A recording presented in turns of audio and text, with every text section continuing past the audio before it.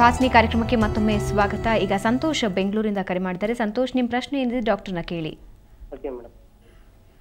ಮಾತಾಡಿ Santhosh. Madam hello madam, skin black ಆಗುತ್ತೆ. Okay ಉರುಪುರುಪ್ ತರ ಎದ್ದಿ ಬರುತ್ತೆ, ಒಂಥರ ಮೈಯೆಲ್ಲ ಉರುಪುರುಪ್ ಆಗುತ್ತೆ. ಓಕೆ ಎಲ್ಲ 1 ವರ್ಷದಿಂದ ಮೇಡಮ್ ಹಾಗೆ ಆಗುತ್ತೆ, ಬ್ಲಾಕ್ ಆಗುತ್ತೆ. ಆಮೇಲೆ ಮುಖ ಒಂದ್ ಟೈಮ್ ಬ್ಲಾಕ್ ಆಗುತ್ತೆ, ಒಂದ್ ಟೈಮ್ ವೈಟ್ ಆಗುತ್ತೆ. ಅದೇನ್ ಪ್ರಾಬ್ಲಮ್ ಮೇಡಮ್? ನಿಮ್ಮ ಫ್ಯಾಮಿಲಿಯಲ್ಲಿ ಯಾರಿಗಾದ್ರೂ ಸ್ಕಿನ್ ಪ್ರಾಬ್ಲಮ್ಸ್ ಇದೆಯಾ? ಅಂದ್ರೆ ಸೋರಿಯಾಸಿಸ್? ನಾನು ಒಬ್ಬಂಗೇನೆ ಆತರ ಆಗಿರೋದು. ಮೊದಲು ನಾನು ಸಖತ್ ವೈಟ್ ಇದ್ದೆ. ಓಕೆ, ಇವಾಗ ಆತರ ಹಂಗ ಆಗ್ಬಿಟ್ಟಿದೆ. ಒಂದ್ ವರ್ಷದಿಂದ ಮೇಡಮ್ ಆ ರೀತಿ. ಬರೀ ಪಿಗ್ಮೆಂಟೇಶನ್ ಆಗ್ತಾ ಇದೆಯಾ? ಕಪ್ಪ ಆಗ್ತಾ ಇದೆಯಾ ಅಥವಾ ಇದ್ರ ಜೊತೆಯಲ್ಲಿ ಬೇರೆ ಏನಾದ್ರೂ ಸ್ಕಿನ್? ಬೇರೆ ಏನಿಲ್ಲ, ಬರೀ ಬ್ಲಾಕ್ ಆಗ್ತಾ ಇದೆ. ಏನಂತ ಗೊತ್ತಿಲ್ಲ. ಓಕೆ, ನಿಮ್ ವಯಸ್ಸು ಎಷ್ಟಾಗಿದೆ? ಮೇಡಮ್ ನಮಗೆ 21 ನಡೀತಿದೆ ಮೇಡಮ್. ಓಕೆ, ಸೊ ನೋಡಿ, ಇದು ಪಿಗ್ಮೆಂಟೇಷನ್ ಥರ ಇರ್ಬೋದು. ಸೊ ಬಿಕಾಸ್ ಈ ಪಿಗ್ಮೆಂಟೇಷನಲ್ಲೂ ಈ skin pigments melanin production ಹೆಚ್ಚಾಗಿಬಿಡುತ್ತೆ.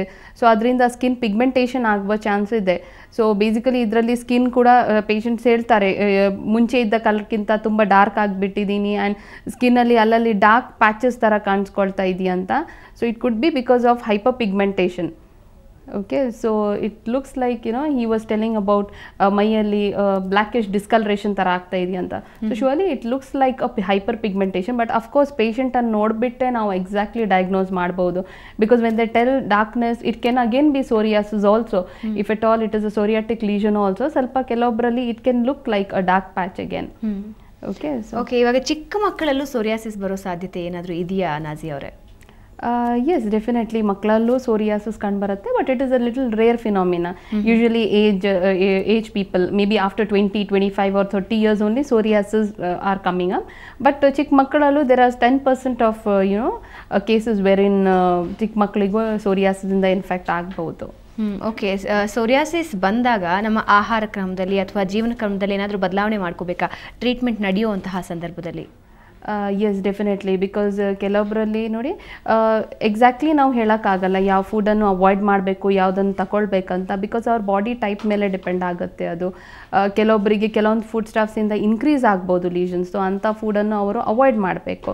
And definitely psoriasis ಇದ್ದವರಲ್ಲಿ ಈ ತರಕಾರಿಗಳನ್ನು ಹೆಚ್ಚಾಗಿ ತಗೊಳ್ಬೇಕು. ಹಸಿ ತರಕಾರಿ ತಗೊಳ್ಳೋದು it is very very advisable. Plus pumpkins and bitter gourds ಇವುಗಳನ್ನೆಲ್ಲ ಅವರು ಹೆಚ್ಚಾಗಿ ಸೇವನೆ ಮಾಡಬೇಕು. Because this again will decrease the lesions in some people. ಅದೇ ಇಲ್ಲದೆ ಸೋರಿಯಾಸಿಸಲ್ಲಿ ಹೆಚ್ಚಾಗಿ ಸ್ಕಿನ್ ಸ್ಕೇಲಿಂಗ್ ಆಗೋದ್ರಿಂದ ಪ್ರೋಟೀನ್ ಲಾಸ್ ಆಗ್ಬೋದು. ನೀರು ಕಡಿಮೆ, ವಾಟರ್ ಕಂಟೆಂಟ್ ಕೂಡ ಕಡಿಮೆ ಆಗ್ಬೋದು ಬಾಡಿಯಲ್ಲಿ. ಸೊ ನೀರು ಸೇವನೆ ಹೆಚ್ಚಾಗಿರಬೇಕು. So definitely psoriasis patient 3 to 4 liters ನೀರು ಕುಡಿಲೇಬೇಕು. ಇದರ ಜೊತೆಯಲ್ಲಿ ಪ್ರೋಟೀನ್ ಫುಡನ್ನು ಹೆಚ್ಚಾಗಿ ತಗೊಳ್ಬೇಕು. ಆ್ಯಂಡ್ ಆ್ಯಂಟಿ ಆಕ್ಸಿಡೆಂಟ್ಸ್ ಅಂದರೆ ಫಿಶಲ್ಲಿರುತ್ತೆ, ಫಿಶ್ ಆಯಿಲ್ಸಲ್ಲಿರುತ್ತೆ, ಆ್ಯಂಡ್ ಒಮೆಗಾ 3 ಫ್ಯಾಟಿ ಆ್ಯಸಿಡ್ಸ್ ಇರುವಂಥ ಆಹಾರಗಳನ್ನೆಲ್ಲ ಇವರು ಹೆಚ್ಚಾಗಿ ತಗೊಳ್ಬೇಕು. ಡೆಫಿನೆಟ್ಲಿ ಅಗೇನ್ ವಿಟಮಿನ್ಸ್, ಪ್ರೋಟೀನ್ಸ್ ಇವುಗಳನ್ನೆಲ್ಲ ಹೆಚ್ಚಾಗಿ ತಗೊಳ್ಬೇಕು. ಇನ್ ದ ಸೆನ್ಸ್ ವೆಜಿಟೇಬಲ್ಸ್ ಹೆಚ್ಚಾಗಿ ತಗೊಳ್ಬೇಕು. ಆ್ಯಂಡ್ ಇದರ ಜೊತೆಯಲ್ಲಿ ಫಿಶ್ ಇದನ್ನು ತಗೊಳ್ಬೋದು. ಬಟ್ ಕೆಲವೊಬ್ಬರಲ್ಲಿ ಸೋರಿಯಾಸಿಸ್ ಲೀಷನ್ಸ್ ಇನ್ಕ್ರೀಸ್ ಆಗ್ಬೋದು with some food. In the sense with ಚಿಕನಿಂದ ಇನ್ಕ್ರೀಸ್ ಆಗ್ಬೋದು, ಅಥವಾ ಕೆಲವೊಬ್ಬರಲ್ಲಿ ಈವನ್ ಮೀಟಿಂದ ಕೂಡ ಇನ್ಕ್ರೀಸ್ ಆಗುತ್ತಂತ ಪೇಷಂಟ್ಸ್ ಹೇಳ್ತಾರೆ. ಸೊ ಇಂಥ ಫುಡನ್ನು ಅವಾಯ್ಡ್ ಮಾಡಬೇಕು. ಜೊತೆಯಲ್ಲಿ ತುಂಬ ಸ್ಪೈಸಿ ಫುಡನ್ನು ಅವಾಯ್ಡ್ ಮಾಡಬೇಕು. ಆ್ಯಂಡ್ ಶ್ಯೂರ್ಲಿ ಈ ಲೀಷನ್ಸ್ ಇದ್ದಾಗ ಇಚಿಂಗ್ ಸೆನ್ಸೇಷನ್ ತುಂಬ ಜಾಸ್ತಿ ಇರುತ್ತೆ. ಸೊ ಸ್ಕ್ರ್ಯಾಚ್ ಮಾಡಬಾರ್ದು. ಸೊ ಇದರಿಂದ ನೇಲ್ ಇನ್ಫೆಕ್ಷನ್ ಆಗಿ ಈ ಲೀಷನ್ಸ್ ಇನ್ಕ್ರೀಸ್ ಆಗುವ ಚಾನ್ಸ್ ಇದೆ. So this is to be avoided. And along with this, surely psychology plays a very important part. So too much of mental stress in the psoriasis increase agbodu. So daily meditation is required, daily walking is required, so that walking ಮಾಡಿದಾಗ calories burn ಆಗುತ್ತೆ, they will sweat out. So sweat ಆಗೋದ್ರಿಂದ ಈ toxins ಅನ್ನು ನಾವು we can remove the toxins from the body. So definitely walking is very very important in psoriasis, along with too much of water intake. 3 to 4 liters of water is advised for all the cases. Okay, ಹೋಮಿಯೋಪತಿಯಲ್ಲಿ ಯಾವೆಲ್ಲ ರೀತಿಯ treatments psoriasis ಕೊಡ್ತೀರಾ? See, homeopathy is a very ancient form of medicine, I can say. But we are practicing here in Homeocare International. ನಾವು ಇದನ್ನು ಬಹಳ ಆಧುನಿಕ ರೀತಿಯಿಂದ practice ಮಾಡ್ತಾ ಇದ್ದೀವಿ. ಇನ್ ದ ಸೆನ್ಸ್ ಥ್ರೂ ಆ case taking we come to the exact diagnosis, ಏನು diagnosis ಇದೆಯಂತ ನಾವು ಕಂಡು ಹಿಡಿತೀವಿ. ಸೊ ಕೇಸ್ ಟೇಕಿಂಗ್ ಮೂಲಕ ಏನು ಪ್ರಾಬ್ಲಮ್ ಇದೆ ಪೇಷಂಟಲ್ಲಂತ, ಯಾವುದೆಲ್ಲ ಸಿಂಪ್ಟಮ್ಸ್ ಇದೆ ಅವರಲ್ಲಿ, ಯಾವ ಫುಡ್ಡಿಂದ ಹೆಚ್ಚಾಗ್ತಾ ಇದೆ, ಯಾವ ಕಾಲದಲ್ಲಿ ಹೆಚ್ಚಾಗ್ತಾ ಇದೆ, ಇದನ್ನೆಲ್ಲ ನಾವು ಕರೆಕ್ಟಾಗಿ ಎಲಿಸಿಟ್ ಮಾಡ್ತೀವಿ. ಇದ್ರ ಜೊತೆಯಲ್ಲಿ ಫ್ಯಾಮಿಲಿ ಹಿಸ್ಟ್ರಿ ಮೂಲಕ ಫ್ಯಾಮ್ಲಿಯಲ್ಲಿ ಯಾರಿಗಾದರೂ ಸೋರಿಯಾಸಿಸ್ ಇತ್ತಾ ಅಥವಾ ಇದೆಯಾ, ಗ್ರ್ಯಾಂಡ್ ಪ್ಯಾರೆಂಟ್ಸಿಗಿರ್ಬೋದು, ಪೇರೆಂಟ್ಸಿಗಿರ್ಬೋದು, ಸೋರಿಯಾಸಿಸ್ ಇದ್ದಲ್ಲಿ ಮಕ್ಕಳಿಗೂ ಬರುವ ಚಾನ್ಸಸ್ ಇರುತ್ತೆ. ಆ್ಯಂಡ್ ಅಲಾಂಗ್ ವಿತ್ ದಿಸ್ ಬೇರೆ ಏನಾದರೂ ಪ್ರಾಬ್ಲಮ್ ಇದೆಯಾ ಸೋರಿಯಾಸಿಸ್ ಜೊತೆಯಲ್ಲಿ, for example joint pains. So this a very common thing. ತುಂಬ ಜನರಿಗೆ ಏಜ್ ಆದ ನಂತರ ಅಥವಾ maybe in 30s also with psoriatic lesions ಅವರಿಗೆ ಜಾಯಿಂಟ್ಸಿಗೂ ಇನ್ಫೆಕ್ಟ್ ಆಗ್ಬೋದು.